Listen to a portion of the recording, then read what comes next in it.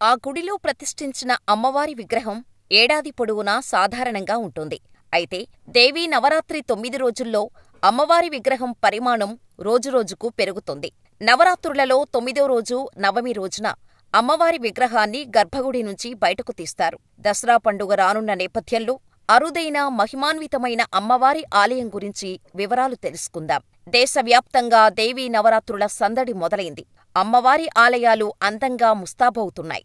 తన భక్తులను రక్షించటానికి అమ్మవారు ఎక్కడ ఉద్భవించిందో ఆ ఆలయాల్లో కొలువైన అమ్మవారిని అమ్మవారి భక్తులు అత్యంత భక్తిశ్రద్ధలతో నవరాత్రి 9 రోజులు పూజిస్తారు. ప్రతి ఆలయానికి సంబంధించిన ఎన్నో జానపద, పౌరాణిక కథలు ఉన్నాయి. దేశంలోనే అత్యంత అద్భుతమైన దేవాలయాల్లో ఒకటి పాండవుల కులదేవి దేవాలయం. ఆ గుడిలో ప్రతిష్ఠించిన అమ్మవారి విగ్రహం ఏడాది పొడవునా సాధారణంగా ఉంటుంది. అయితే దేవీ నవరాత్రి 9 రోజుల్లో అమ్మవారి విగ్రహం పరిమాణం రోజురోజుకు పెరుగుతుంది. నవరాత్రులలో 9వ రోజు నవమి రోజున అమ్మవారి విగ్రహాన్ని గర్భగుడి నుంచి బయటకు తీస్తారు. దసరా పండుగ రానున్న నేపథ్యంలో అరుదైన మహిమాన్వితమైన అమ్మవారి ఆలయం గురించి వివరాలు తెలుసుకుందాం. మధ్యప్రదేశ్లోని మొరేనా సమీపంలో కైలాస పహర్కర్ రహదారి సమీపంలోని అటవీ ప్రాంతంలో కొండలలో ఉంది. ఇక్కడ వనదేవత భవానీ ఆలయంలో భరరేవాలి మాతగా ప్రతిష్ఠించబడింది. ఈ ఆలయ ప్రత్యేకత ఏమిటంటే నవరాత్రుల 9 రోజులలో అమ్మవారి విగ్రహం ప్రతిరోజూ పెరుగుతూ ఉంటుంది. నవమి రోజున ప్రతిష్ఠించిన విగ్రహాన్ని గర్భగుడి నుంచి బయటకు తీస్తారు. పాండవులు వనవాస సమయంలో ఇక్కడ కులదేవిని పూజించారని ఈ ఆలయం గురించి పురాణ కథనం. పూజా సమయంలో కులదేవి రాతిలోకి ప్రవేశించింది. ఆలయంలో ప్రతిష్ఠించిన శిలా విగ్రహానికి కొత్త రూపం ఇవ్వాలని స్థానికులు ఎన్నోసార్లు ప్రయత్నించిన ప్రతిసారీ అన్ని ప్రయత్నాలూ విఫలమయ్యాయి.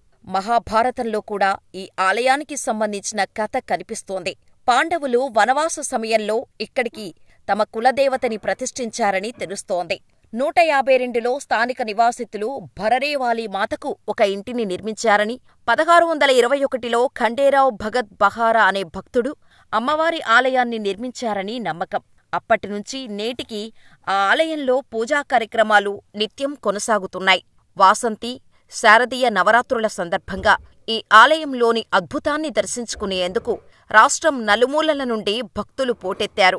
ఈ సమయంలో కూడా ఆలయ ప్రాంగణంలో పెద్ద జాతర జరుగుతోంది. ఈ ఆలయం చుట్టూ పురాణ గాథలు ఉన్నాయి. పాండవులు కులదేవిని భక్తిశ్రద్ధలతో పూజించటంతో అమ్మవారు సంతోషించి అర్జునుడితో, అర్జునా, నీ భక్తికి, పూజకు నేను సంతోషిస్తున్నాను. నీకు ఎలాంటి వధువు కావాలి అని వరమివ్వటానికి అడిగితే అర్జునుడు అమ్మవారికి సమాధానంగా, ఓ తల్లీ, నీ నుండి నాకు ఎలాంటి వరమూ అక్కర్లేదు. అలాగే పెళ్లి కావాలనే ఆశతో నేను పూజించలేదు. నా ఏకైక కోరిక ఏమిటంటే మా 12 సంవత్సరాల వనవాసం, 1 ఏడాది అజ్ఞాతవాసం గడిపే సమయంలో మాతో ఉంటూ మమ్ము కాపాడు తల్లీ అని కోరాడట. అర్జునుడి సమాధానానికి సంతోషించిన దేవి స్వయంగా అర్జునుడికి వరమిస్తూ, నా ప్రియభక్తుడువైన నీవు అడిగిన కోరికను నేను నిన్ను తిరస్కరించలేను. అర్జునా, నీతో ఉండటానికి నేను అంగీకరిస్తున్నాను. అయితే నువ్వు ఎప్పుడూ ముందుంటావు. నీ వెనక నేనుంటాను. నువ్వు ఎప్పుడైనా నన్ను చూడాలని వెనకకి తిరిగి చూస్తే అక్కడ నేను శాశ్వతంగా నివాసం ఏర్పాటు చేసుకుంటానని అర్జునుడికి చెప్పగా అర్జునుడు అమ్మవారి కండీషనుకు అంగీకరించాడు. అరణ్యంలో చాలా దూరం నడిచిన తర్వాత అర్జునుడు నగర రహదారికి చేరుకున్నాడని చెబుతారు. అయితే తన వెనక కులదేవి వస్తుందా లేదా అనే సందేహంతో ఇక్కడ వెనుతిరిగాడట.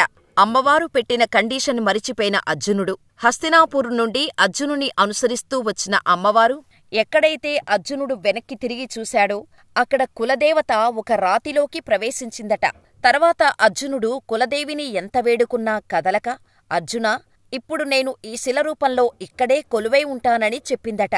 నాటి నుండి నేటి వరకు పాండవుల కులదేవి శిలారూపంలో పూజింపబడుతోంది. భరరేవాలి మాత ఆలయంలో అద్భుతమైన ఒక సరస్సు ఉంది. ఈ సరస్సులోని నీరు ఎప్పుడూ ఎండిపోదు. భక్తులు ఈ నీటిని సేవిస్తే సకల పాపాలు, దోషాలు తొలగిపోతాయని నమ్మకం. ఇది కథ కాదు, కోరిన కోరికలు కూడా నెరవేరతాయని విశ్వాసం.